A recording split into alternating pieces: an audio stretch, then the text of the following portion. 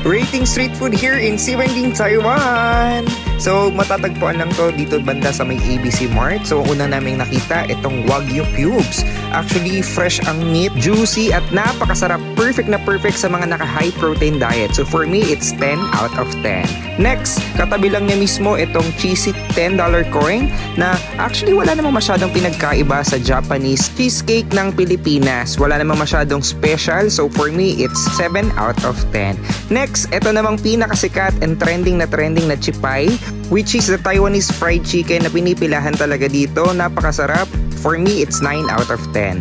Next, etong Hungarian sausage nila na actually wala namang masyado pinagkaiba sa mga natikman nating sausage dito sa Pilipinas. So, it's 9 out of 10 din.